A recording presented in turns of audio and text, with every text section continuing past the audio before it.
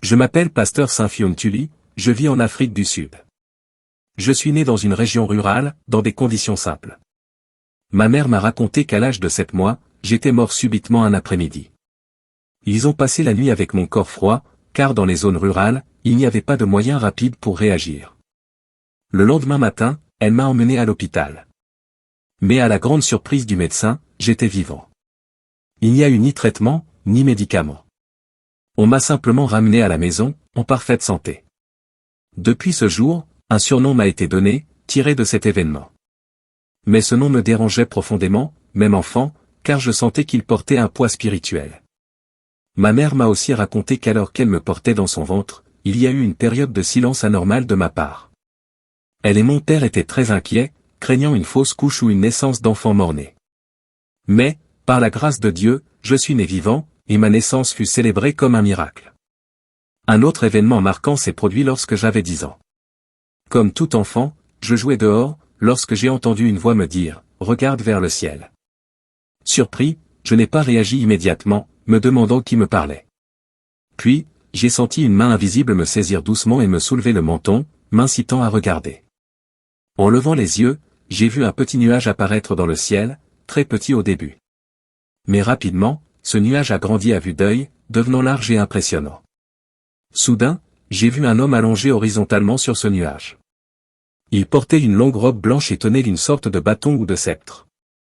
Je ne voyais pas ses yeux, mais son visage ressemblait à celui des hommes d'Asie de l'Ouest, pas vraiment un Européen. J'étais émerveillé. Pendant que je regardais, ma mère m'observait à travers la fenêtre. Elle m'a appelé, une seule fois, car elle était très stricte, et si elle devait appeler une deuxième fois, c'était grave. Je suis donc rapidement rentré vers elle. Elle m'a immédiatement demandé, « Mon enfant, qu'est-ce qui se passe avec tes yeux ?» Elle voyait dans mes yeux quelque chose d'étrange, une sorte de lumière, de reflet brillant. Je lui ai alors dit, « Maman, il y a un nuage avec un homme dessus. Viens vite, viens voir. » Nous avons couru dehors ensemble. Mais une fois à l'extérieur, le ciel était complètement clair, pas un seul nuage, rien du tout. Elle m'a cru, car elle avait vu l'éclat surnaturel dans mes yeux. Pour elle, c'était la confirmation que j'étais un enfant spécial, un enfant miraculeux. Plus tard, à l'âge de 14 ans, alors que j'étais en classe de Forme 1, un autre événement spirituel m'est arrivé, mais cela est une autre partie de mon histoire. Depuis mon enfance, j'étais un enfant rêveur. Je rêvais énormément. Je pouvais passer la journée à jouer, tout en ayant des visions très précises. Je voyais qui allait porter quoi, quel but allait être marqué, qui allait dire quoi à quel moment. Je voyais tout cela avant que ça ne se produise. Mais parce que j'étais jeune, j'avais peur de parler de ce que je voyais. Ce n'était pas facile de partager ces choses, même avec ma famille. Parfois, je confiais un rêve à un seul ami, et quand cela se réalisait, il me disait « Oui, exactement comme tu l'avais dit ». Un soir, à l'âge de 14 ans, un esprit est venu à moi. C'était un esprit très puissant. À cette époque, je n'étais pas sauvé. Et lorsqu'un esprit maléfique s'approche d'une personne non sauvée, il est bien plus fort, plus imposant. Même quand on est sauvé, si on ne marche pas bien avec Dieu, les esprits profitent de cette faiblesse. L'esprit m'a réveillé pendant la nuit et m'a dit. Une recherche a été menée dans le monde entier. Nous avons parcouru toute la terre et c'est toi que nous avons choisi. Tu es un garçon très spécial. Beaucoup de choses vont se produire à travers toi. Les rois, les reines et les dirigeants viendront des 4 coins du monde pour recevoir la guérison, de l'aide, des solutions. Ils viendront vers toi. Après ces paroles, l'esprit m'a dit, viens, allons-y, il m'a pris avec lui. Je ne me souviens pas du trajet comme s'il s'agissait de routes ou d'endroits traversés, mais je savais que nous étions en voyage, et que tout allait très vite. Soudain, j'ai pris conscience que j'étais sous l'eau. Il y avait de l'eau partout au-dessus de moi, et je savais que c'était la mer, pas un fleuve ou un lac, c'était bel et bien l'océan.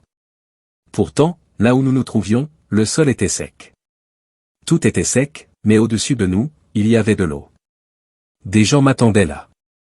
Ils sont venus à genoux, se prosternant devant moi avec respect.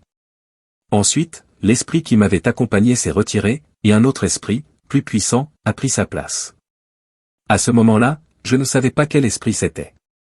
Mais aujourd'hui, je sais. C'était un esprit marin, un esprit de domination, lié au Léviathan, un des esprits qui règnent sous la mer.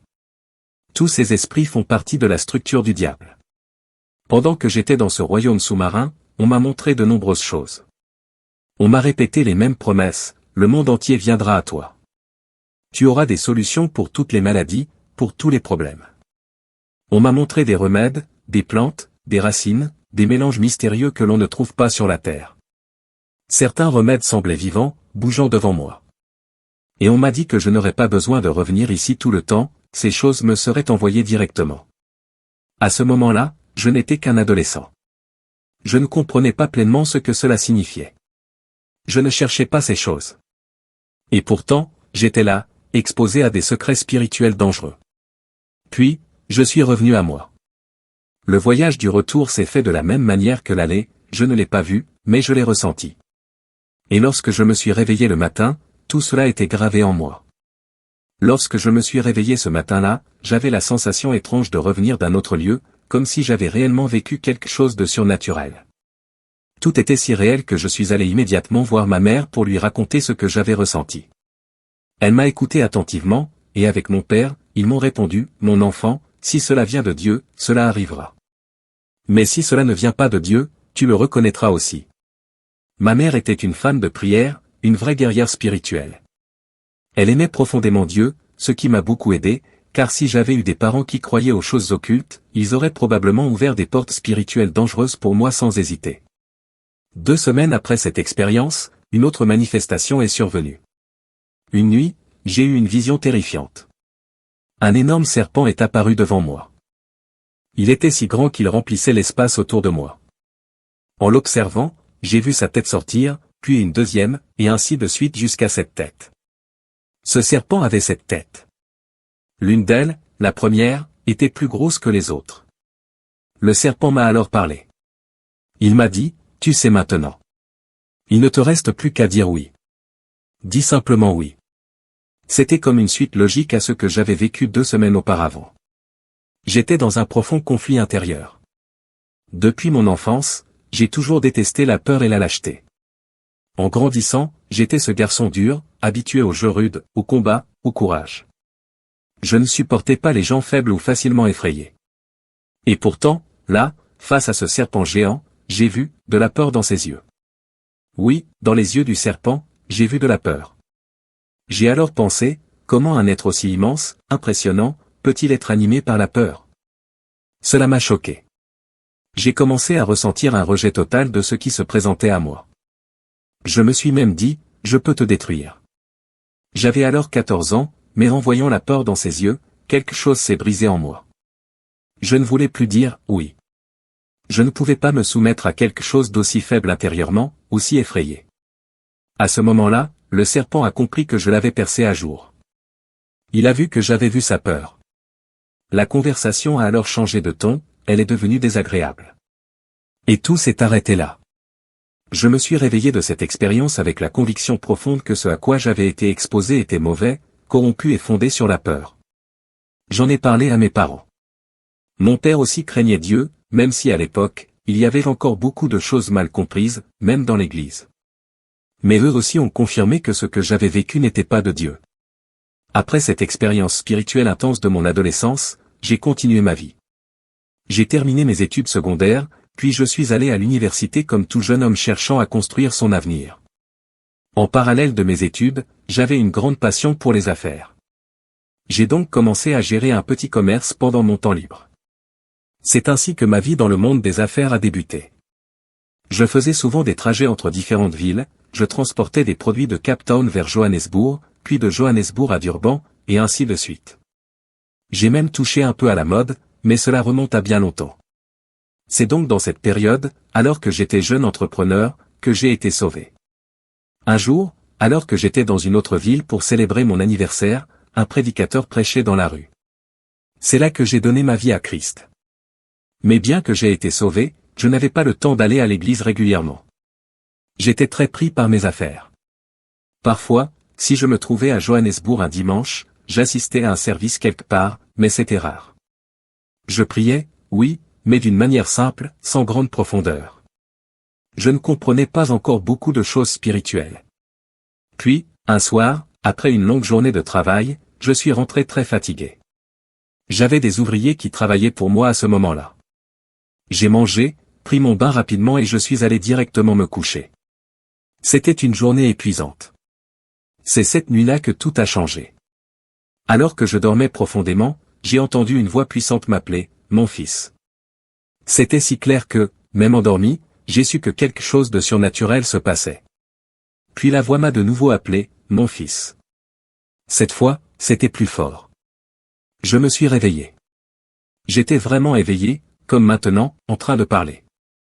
Puis la voix m'a appelé une troisième fois, mon fils, viens, je vais te montrer.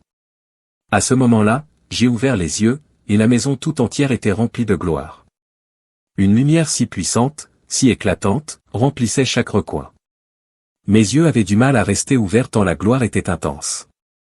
Je n'arrivais pas à la supporter. C'était comme une lumière surnaturelle, vivante.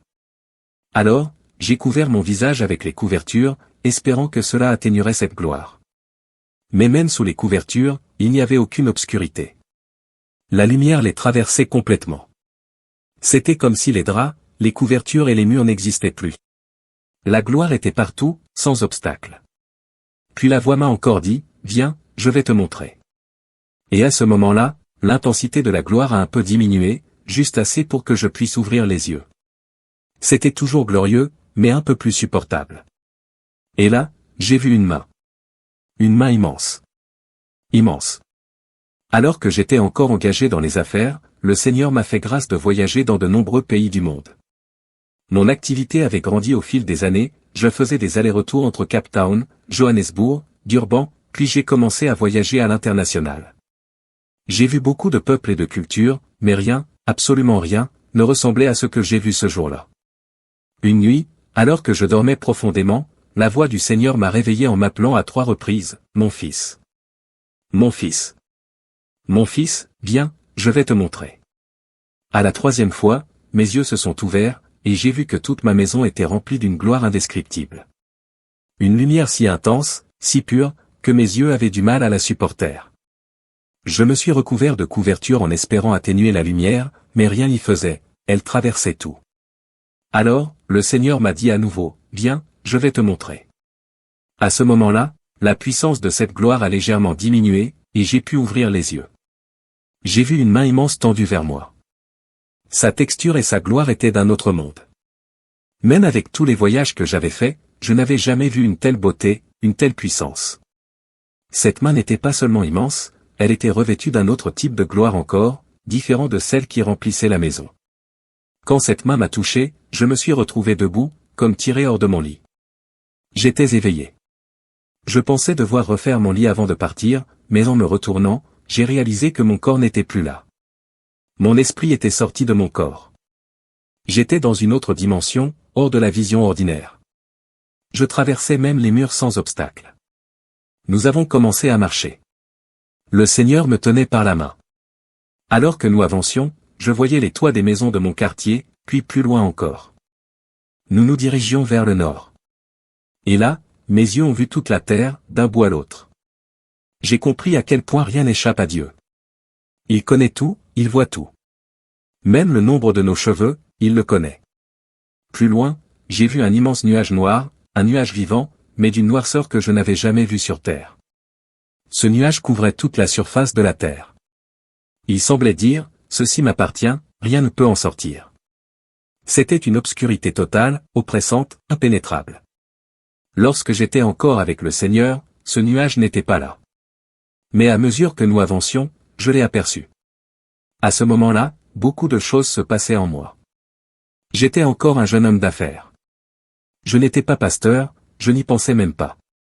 J'aimais les pasteurs, je respectais l'Église et les croyants, mais je n'avais jamais envisagé ce chemin. Et pourtant, dans la présence de Dieu, une joie indescriptible m'a envahi. Ce n'était pas une simple émotion, c'était une paix, une lumière, une joie au-delà de tout ce que je pouvais exprimer avec des mots. Il n'existe pas, sur cette terre, de mots pour décrire ce que j'ai ressenti. Puis, j'ai regardé ses pieds. Il portait ce soir-là un vêtement particulier, un habit d'une grandeur et d'une beauté que je ne peux expliquer. Je ne dis pas qu'il s'habille toujours ainsi, Dieu peut se révéler à chacun selon sa sagesse et sa volonté. Mais ce que j'ai vu cette nuit-là était au-delà de toute description humaine. Ce jour-là, le Seigneur portait à ses pieds une sorte de sandale dorée, mais ce n'était pas l'or tel que nous le connaissons sur cette terre. Non. Ce que nous appelons ici, or, n'est en réalité rien à côté de ce que j'ai vu. Même sa couleur était différente. Ce n'est même pas comparable. Si l'on mettait ensemble toutes les monnaies du monde, pas seulement celles d'Afrique du Sud, mais de tous les pays réunis, cela ne suffirait même pas à acheter un seul lacet de ces chaussures dorées. Car cet or appartient à Dieu. Cette nuit-là, il avait aussi un vêtement, un manteau, qui semblait être fait d'un morceau du ciel lui-même. Comme s'il s'était enveloppé d'un fragment de ciel. Quand j'ai levé les yeux de ses chaussures vers le haut, j'ai vu ce manteau céleste qui le recouvrait. Lorsqu'il marchait, ses enjambées étaient larges, puissantes. À chaque pas, son empreinte était visible, solide, mais il n'y avait ni nuage ni plateforme sous ses pieds. Juste le vide. Et pourtant, chaque pas était posé avec autorité. À ce moment-là, nous étions déjà très loin. Et plus nous marchions, plus je ressentais en moi que cet être avec qui je marchais était le propriétaire de toute chose. Il n'était pas nécessaire qu'il me le dise, je le savais. Je pouvais le sentir. Il est le seul Dieu. Il n'y en a pas d'autre. Aucun de ceux qui prétendent être Dieu ne peuvent rivaliser avec lui. Il est l'unique, le véritable. Je me souvenais alors de mes cours à l'école, où on nous enseignait que personne ne peut voir la face de Dieu et vivre. Mais à cause de tout ce que je vivais à cet instant, de la faveur que je ressentais, de cette paix et de cette puissance, mon esprit était trop petit pour réfléchir comme je l'aurais fait dans ma condition humaine normale. Et je me suis surpris à penser, peut-être que je peux jeter un coup d'œil. Peut-être que j'ai reçu la grâce de voir un peu plus. J'étais encore un homme d'affaires à l'époque, je n'étais pas pasteur, et je n'avais aucune idée que je vivrais de telles choses. Mais j'étais émerveillé, rempli d'un profond désir de comprendre ce que je vivais. J'avais vu ses pieds, ses mains, son manteau. Je savais qu'il s'était enveloppé du ciel lui-même. Je n'étais pas au même niveau que ses pas, je les voyais de loin. Et là, j'ai commencé à me poser la question, sur quoi suis-je en train de marcher, moi? J'ai alors regardé sous mes pieds, et j'ai vu que je marchais sur une surface d'une clarté cristalline, d'un éclat que je ne peux pas vraiment décrire. Ce n'était pas de l'eau, c'était plus fin, plus pur, plus limpide que l'eau. Il m'a été révélé que cette surface était un autre type de gloire. Et c'est sur cette gloire que je marchais. Mais pas glisser légèrement, car j'étais toujours tenu par sa main. Puis j'ai levé les yeux pour regarder au-dessus de sa taille. Là, j'ai vu une ceinture dorée autour de ses reins. Une ceinture qui exprimait la puissance. Il m'avait déjà dit, note tout ce que je te montre. Et j'ai obéi. J'ai tout consigné dans un livre rempli de plus de 10 rencontres divines.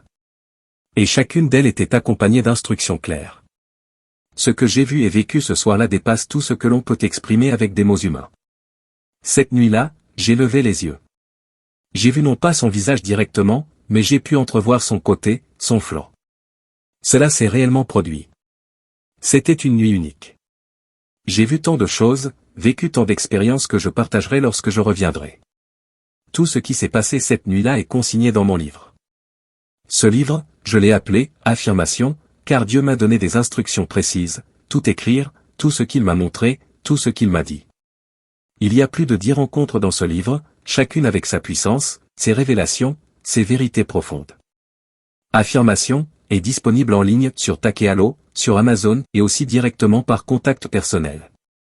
Ce livre est un témoignage vivant de ce que j'ai vu, la terre entière d'un bout à l'autre, la main de Dieu, la gloire, la puissance, et cette obscurité surnaturelle qui recouvre aujourd'hui le monde. C'est un récit qui bouleverse, transforme, impacte. Après une telle rencontre, il est impossible de revenir à une vie normale. Vous ne buvez plus votre café de la même façon. Vous marchez, mais vous flottez dans l'esprit. Vous parlez, mais avec crainte et respect. Ce que j'ai vu ce soir-là change un homme pour toujours.